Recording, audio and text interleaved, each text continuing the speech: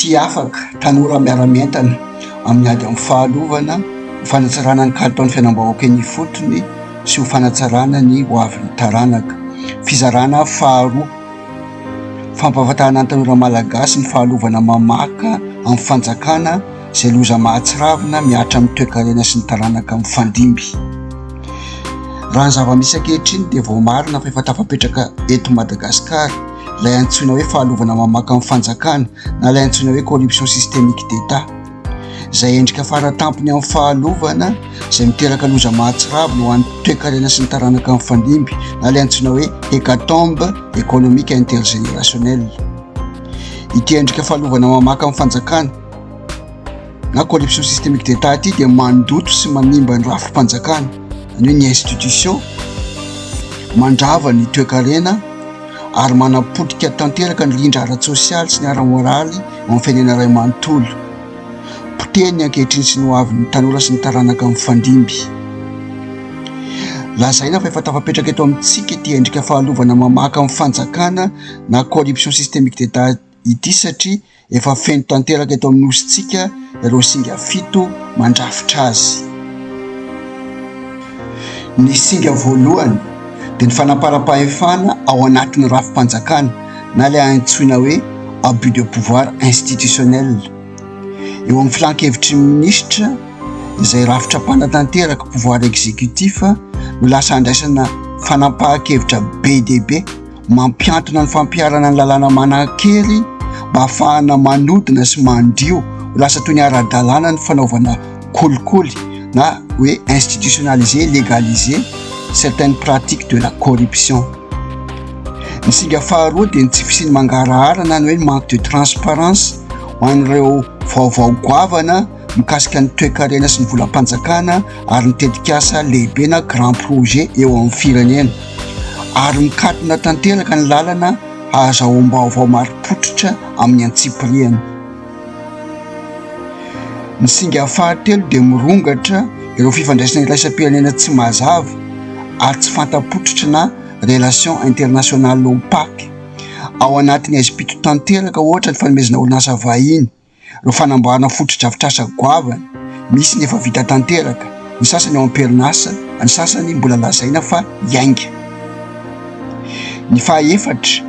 dia gejain'ny vondron'olona miafina ny fahefa-panjakana na hoe capture du pouvoir de l'État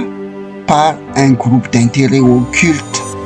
Io vondron'olona miafina io no mifehy ny rafim-panjakana rehetra, any ny institution, ka manodina ho an'ny tombotsoany manokana ny fanapahan-kevitra stratezika rehetra eo amin'ny toe-karena sy ny volam-panjakana ary ireo tetikasa lehibe eo amin'ny firenena na grand projet. Ny fahadimy dia ny famotehana ny rindra ara-toe-karena eo anivon'ny firenena na ny tissu économique local amin'ny alalan'ny fepetra manapotika toe-karena na mesure anti-économique sy ny fametrahana fanaraha-maso mioapampana na contrôle excessif sans fondement légal no aintin'ny fanjakana miray tendro amin'ilay vondron'olona miafina voalaza etsy ambony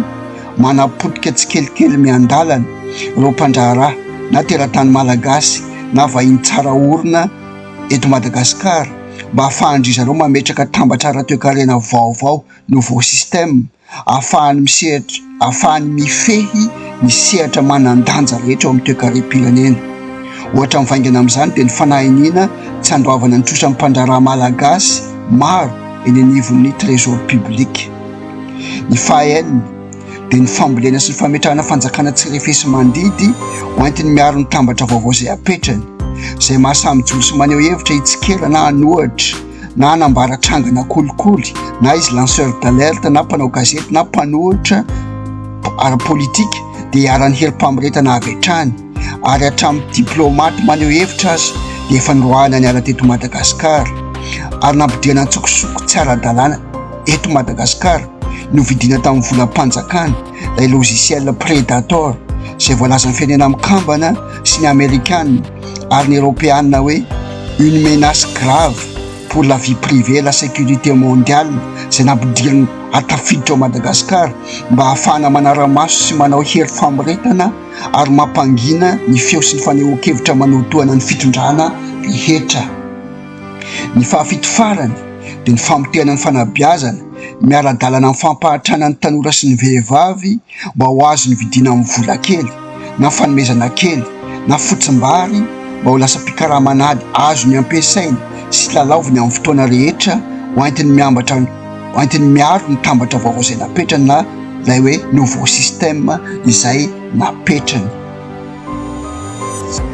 Ity fahalovana mamaka amin'ny fanjakana ity na corruption systémique d'État ity nitondrointsika hoe loza mahatsiravina miaratra amin'ny toe-karena sy ny taranaka na hoe hécatombe économique intergénérationnelle satria ao anatin'ny taona vitsymonja dia mety ho fongana tanteraka ny alem-pirenena sarobido amin'ny fiainana sy ny taranaka amin'ny fandimby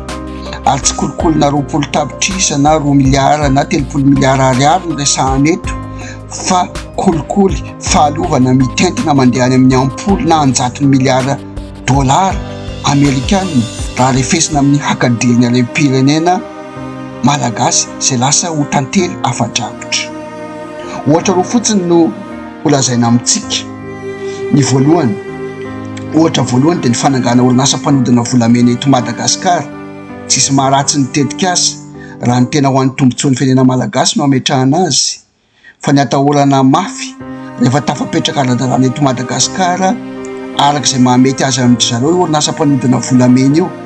dia tsisy aheno intsony isika hoe misy volamena 70 kilao na volamena 50 kilao tratra tatsa ny fiainana izao na izao fa efa lasa ara-dalàna tanteraka ny zavatra rehetra. Izay tiany zareo lazaina no deklareny na ho amboarany ho fantatry ny vahoaka malagasy fa misosa amin'ny autoroute ny fanondrana volamena malagasy amina taonina maro amin'ny endrika volana lingot d'or izay efa lasa manara-dalàna tanteraka ka tsy ho azon'izaniza sakanana any ivelany intsony. Ny ohatra faharoa resantsika dia misy fifanarahana ny arahana tamin'ny orinasa sinoa atao hoe misco tamin'ny volana mai 10 izay mikendry fitrandrahana vy na fer milanja 900 ka hatramin'ny 700 tapitrisa taona mandritry ny 30 taona. Nahatratra 9 miliara dolara ny teti-bidin'ny fifanarahana